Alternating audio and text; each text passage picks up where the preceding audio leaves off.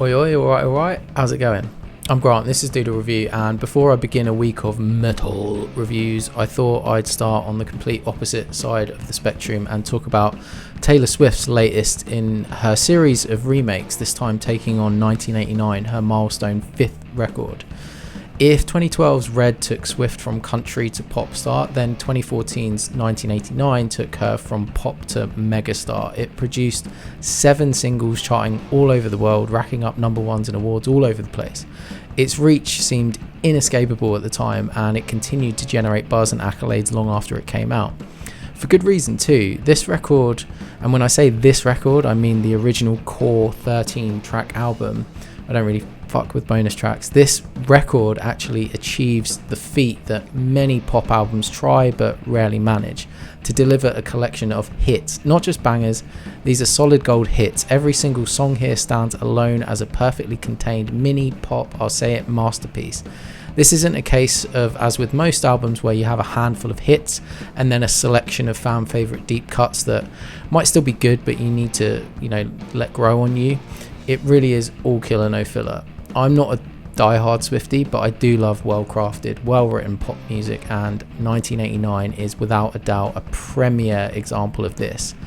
As a result, if I were to be reviewing the original record, I'd probably be giving it a 9 out of 10. However, today is all about Taylor's version, which, as usual, proves to be more conceptually interesting than it is in reality. The reality is, it's a note-for-note re-recording of 1989. All the same songs, the same arrangements, the same instrumentation. It's a restoration of the full 13-track album, plus the 3 original bonus tracks. For posterity's sake, we even have a redo of the Bad Blood remix, with Kendrick Lamar re-recording his odd at the time and even weirder in 2023 guest verse. Yes, given that these are all new performances, there are some differences in the recordings and the production, but these will be negligible to anyone other than die-hard fans or nerds like me that talk about it on the internet. It should be said that, as is tradition with these new versions, we do have a round of previously unreleased From the Vault tracks, songs that were conceived and demoed during the original album sessions but didn't actually make it onto 1989, but we'll come back to those. The reason I say that I find this record more interesting in concept than reality is because I just find the whole premise of this project completely fascinating on so many levels other than the music. At a basic level, the reason Taylor's version albums exist is because Swift's previous record company refused to sell her the ownership rights to her own recordings after her contract expired, effectively meaning that they would continue to profit over the usage of those recordings, both on a consumer but more importantly on a commercial level. That means that while Swift herself probably still had the final say over whether a film or a brand could use her songs, in the event she said yes to a request, she would have to actually split the fee or the revenue from that usage with her old record company. She would be paid as the songwriter, but as the owner of the master recordings, Big Machine Records would be entitled to a percentage of the income, which is usually half.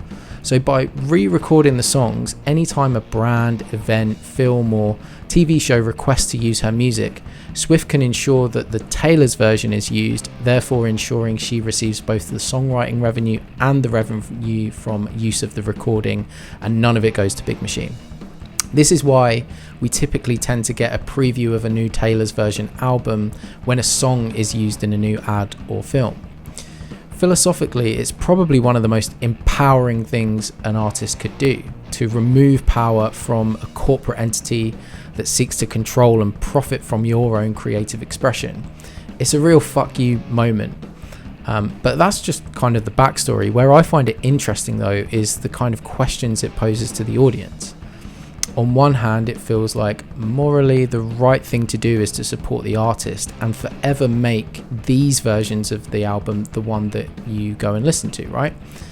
And if we took the Taylor Swift out of it all, this is a fan taking a small action to support the artist who's given them the gift of music, and not the suits who had nothing to do with the song and just want to fuel their excessive lifestyle. But the thing is, while the remakes are near identical, It was the original recordings that audiences fell in love with.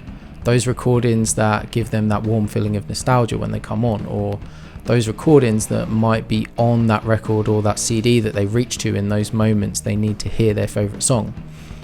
Couple with that with the fact that Taylor Swift has just very publicly become a billionaire, and that as much as we like to hate the man and the suits, record companies arguably create some of the environment needed for a young artist to deliver songs at the level that they are on this album. You know, the studios facilitating meetings with the songwriters, introducing producers, the musicians. You could say that they're necessary as well. So now, I'm not a corporate shill. I think record contracts have historically exploited artists under very unfair agreements, and many artists that actually don't have the power of Swift are still very much working under those terms. I think what Taylor's doing is really cool, and like I said, it's a great fuck you moment. But there are just these questions that the project raises that I find interesting. You know, like, is there now a moral responsibility on the part of the fan to support the new versions over the originals? Does Taylor Swift's insane levels of success impact the answer to that previous question? And if we accept that owning an artist's work is inherently unfair, how do we reconcile that with the services the labels do provide that actually play a part in building the artist we love? Those questions aren't supposed to have easy answers, but I think the discussions that they raise are really interesting. The re-recording itself is the next part I find conceptually quite fascinating as well. The fact that we now have a second version of this album, well, technically a third, but we don't talk about that one.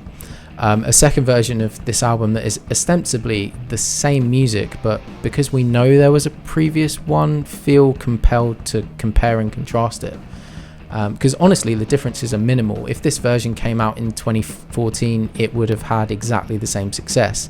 And yet, because we know there's an original, like a first version, it's like our brain wants to romanticize that first one. You might find reviewers say, oh, this, lacks the magic of the original. And in some respects, I feel that too. But how much of that is because it's there, and how much is because your brain is putting it there? I've ping-ponged back and forth between tracks, hearing a difference and then not hearing it, and then hearing it again. It's madness. And then on another level, I also think it must be a trip for Swift herself and all of the musicians involved, who will naturally have a tendency to want to improve or maybe bring their present-day taste to their playing, and yet have to restrain themselves in order to be as faithful as possible to the original. Wild. Okay, anyway, the music itself, like I said, is pretty faithful, but if you are studying the two back to back rather than just, enjoying the album like a sane person, you will pick out a few things. I think the euphoria conveyed in those synths on Welcome to New York feel ever so slightly toned down on this new version. It feels potentially a bit wider and fuller, but it comes at the expense of the slight edge that the original sound had. And this is actually a common occurrence on this album, kind of trading a fuller sound for a loss in crispness. I think of the chorus of the vocals of Out of the Woods, for example, where the repetitive monotony of that delivery, which is the hook of that song, is slightly dampened, and the synth that carries the counter melody in the second half of the Bad Blood chorus also feels a little neutered on Taylor's version as well. I did wonder if some of these touches are an attempt to slightly reverse the aging process on this album, because while I think 1989 is a brilliant pop record, on this extensive reappraisal I did notice some aging in the production.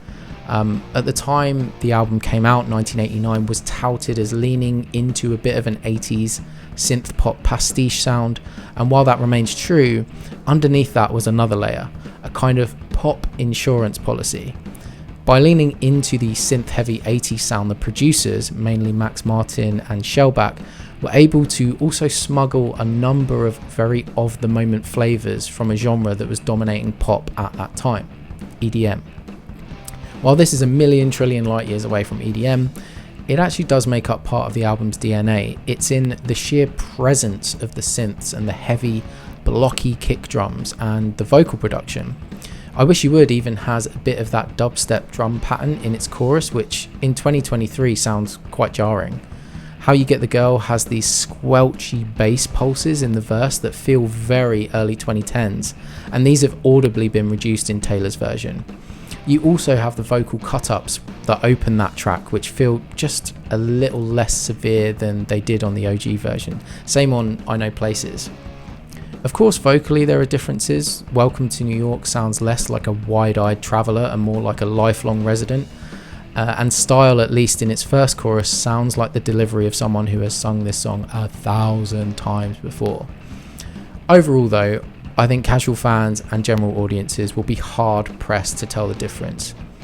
Okay, yes, that tom on Shake It Off is weirdly mixed. I thought that was a Fantano nitpick, but I can't unhear it now. I think the new From the Vault tracks are nice, but not undiscovered diamonds or anything. I think the most interesting thing about these is that you can hear the 1989 sensibility, but it's translated through a much more low-key modern aesthetic, much closer to her album Midnight. Overall, 1989 remains an incredible record. As I've said, the original 13-20 track 2014 edition is a 9 out of 10 for me. This one has a little less production punch, but overall it's overall slammed with material that makes it about a 6 out of 10 for me. What did you think though? Do you hear a difference? If you're a Swiftie, do you feel like a moral obligation to listen to these over the originals or not? Let me know in the comments, and maybe I'll see you for Metal Week next week. Cheers.